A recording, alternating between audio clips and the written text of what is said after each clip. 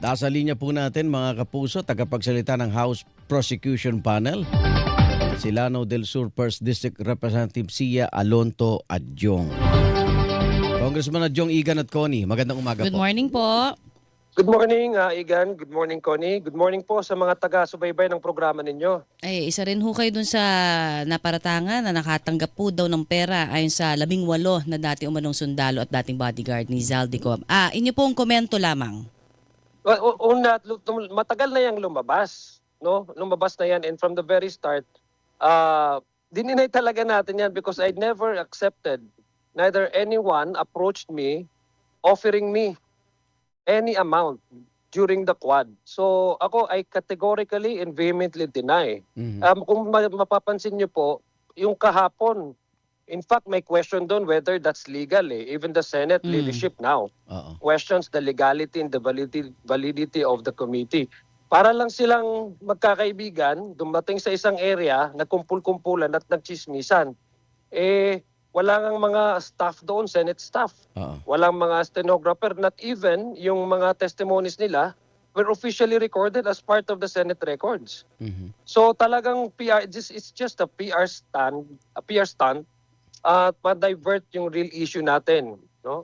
I think this Which is is connected with the ongoing with the awaited impeachment trial Okay. against Vice President Sara Duterte. So on my personal on the personal level, patagal ko na sinasabi, I vehemently deny and categorically deny.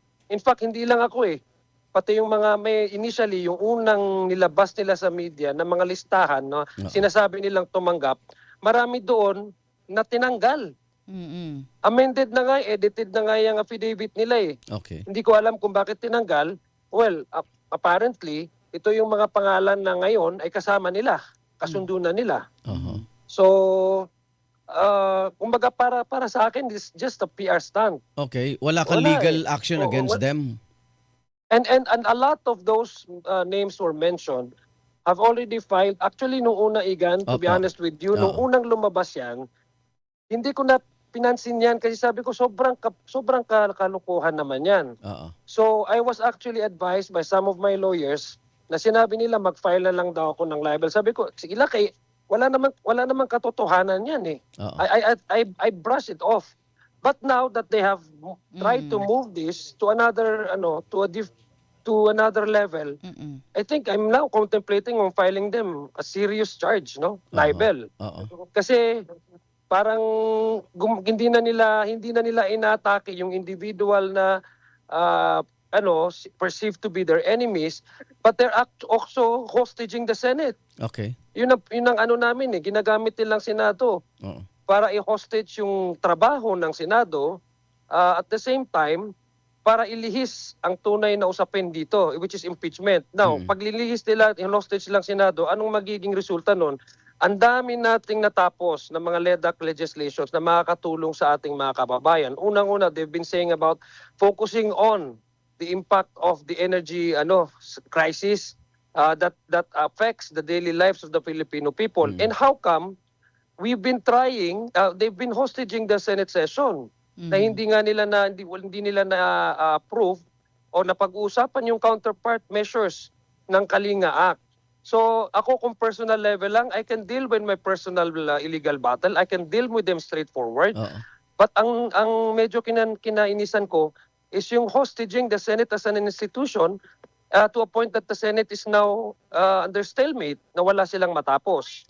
So this is no longer personal this is about this is about the country not moving forward.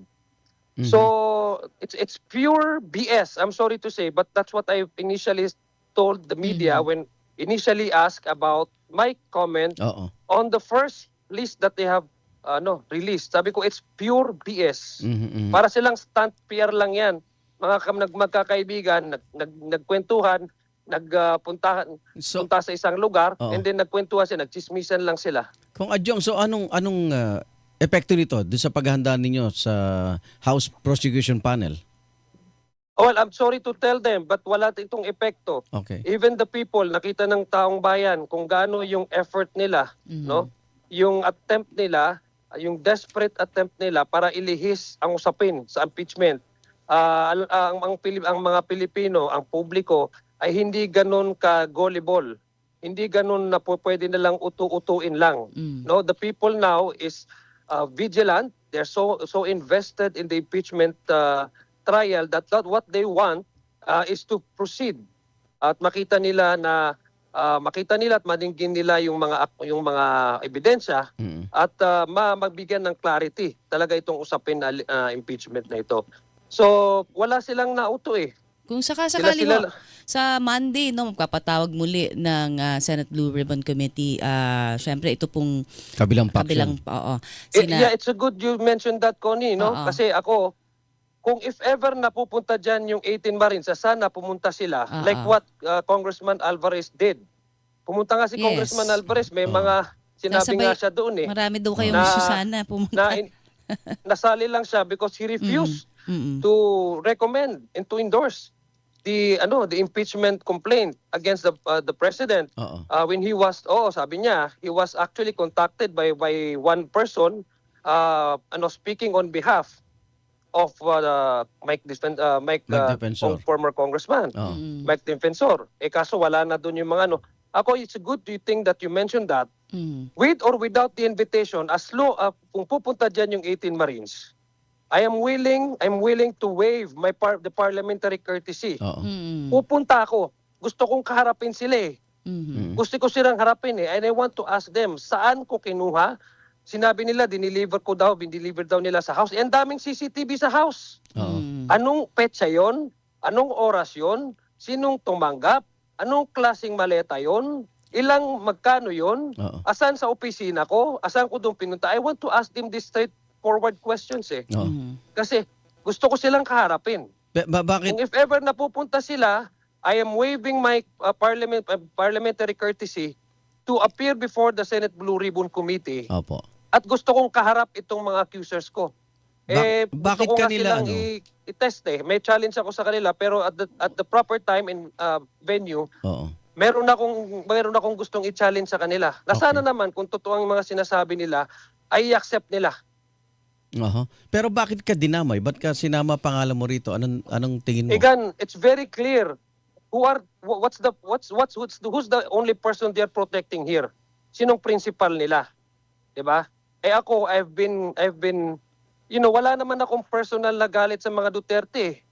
Wala naman akong personal galit sa grupo nila.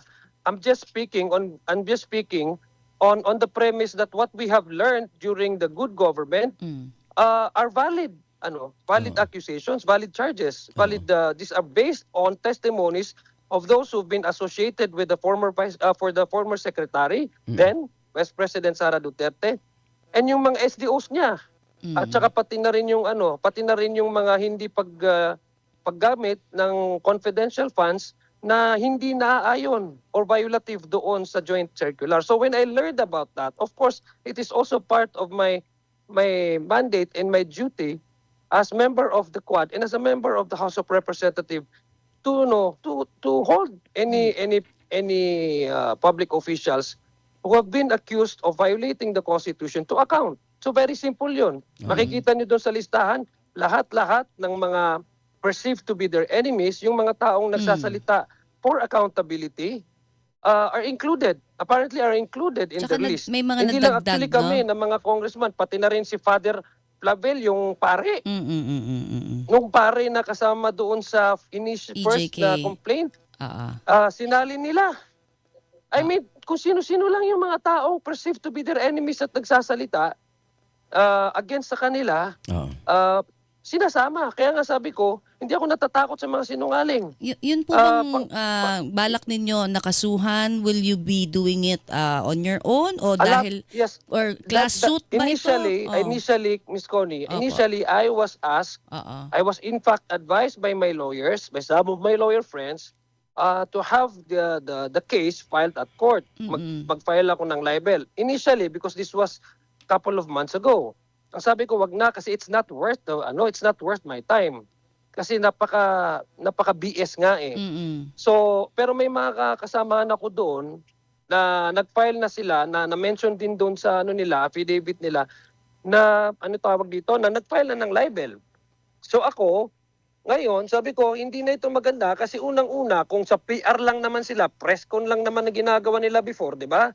Eh di sabi ko, sige, pabayaan nyo na lang yan kasi importante, wala naman talagang katotohanan yan na mga sinasabi nila dyan. Pero ngayon, sinama pa nila ang Senado, inostage pa nila, and what's so perplexing is these people who have refused to sign the partial committee report, which was then by the Blue Ribbon Committee, which was then chaired by Senator Ping Lacson, are the ones now pushing for the continuation of the investigation. Why?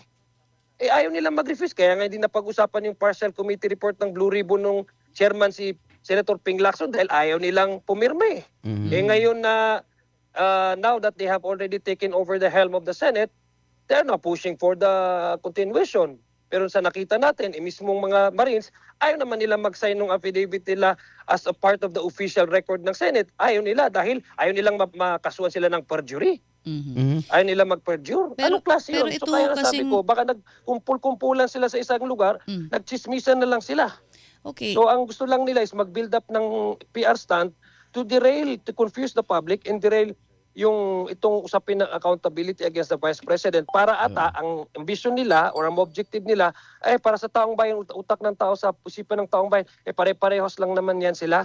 So wag na lang natin pakialaman yan. So I think that that's the very odd list of objective that they want to obtain, which they failed miserably because the people knew that these people are nothing but for PR stunt. All right. Congressman, Thank you po. maraming salamat po sa inyong panig. Abangan namin yung mga aksyon na gagawin mo rito. Salamat po. Maraming salamat po, Ma'am Connie and Sir Egan. Apo. Yan po ang tinig ni Lanao del Sur 1st District Representative Sia Alonto Adjong, tagapagsalita ng House Prosecution Panel.